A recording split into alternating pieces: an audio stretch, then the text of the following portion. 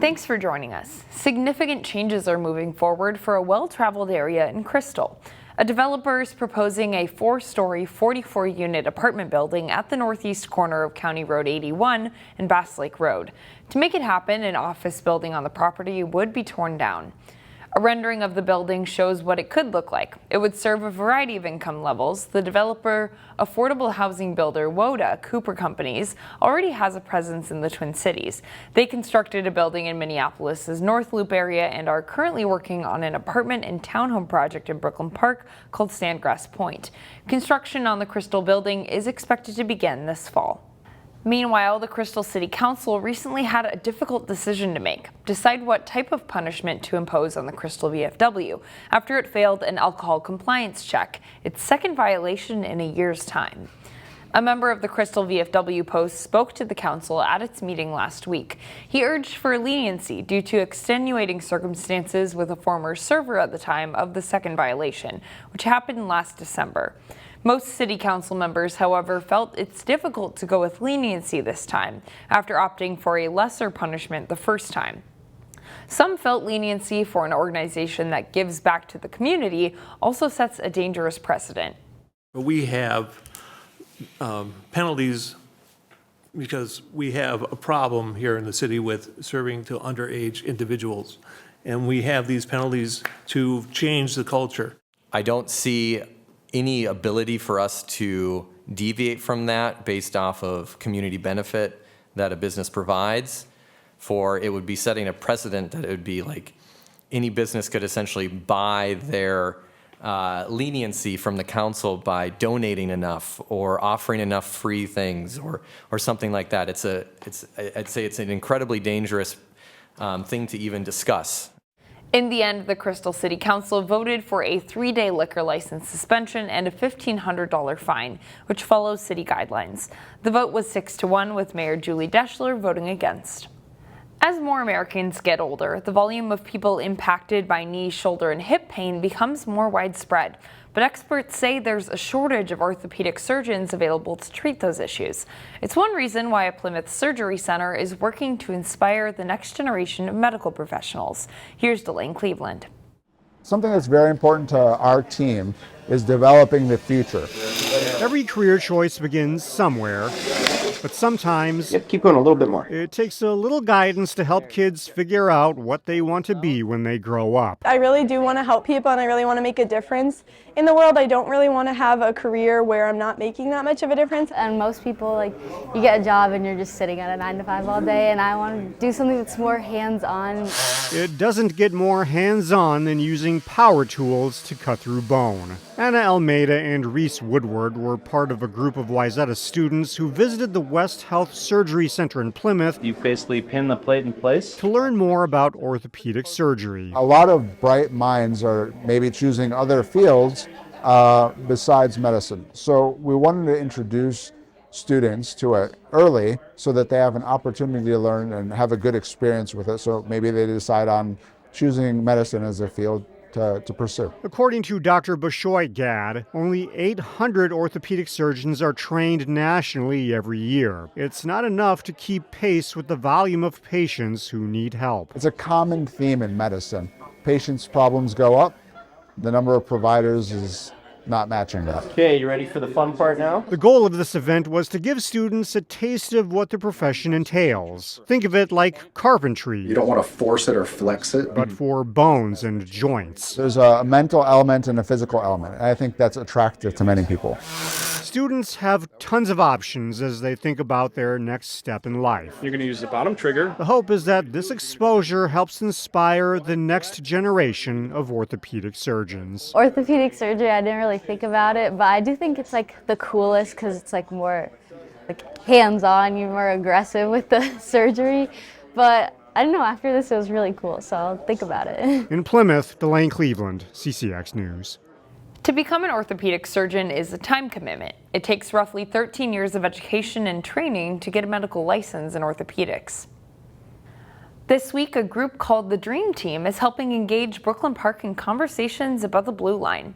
DREAM stands for Develop Recommendations, Empower Action, and Mobilize. This group is hoping to do that with its DREAM sessions. DREAM Team Engagement Lead Anika Robbins says these sessions are a chance for neighbors to share how they'd like their cities to look with the blue line in place. DREAM Team will serve as a liaison between the community and government decision makers.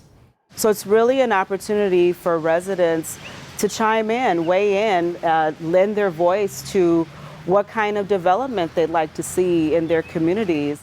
Robbins says these sessions started in Northside Minneapolis last year. Those residents' input were used to make changes to their part of the extension. The first session is tonight, Tuesday. The second is Thursday, May 29th. Both are at Ebenezer Community Church at 5 in the afternoon. A longtime New Hope weather watcher has received a prestigious award. Steve Reckers has spent the last 58 years going into his backyard to record weather data for the National Weather Service in Chanhassen. His devotion earned him a John Campanius Holm Award, which is given as a way to honor weather observers for outstanding accomplishments in the field of meteorological observations. I feel very happy, proud that I was awarded the award because I've been doing it a lot of years, and the fact that they would give me that award for what I've done. I love doing it. It's not an effort, but I felt good about it. The National Weather Service gives out 25 Holm Awards to weather watchers every year. Reckers says there are roughly 10,000 weather watchers across the U.S.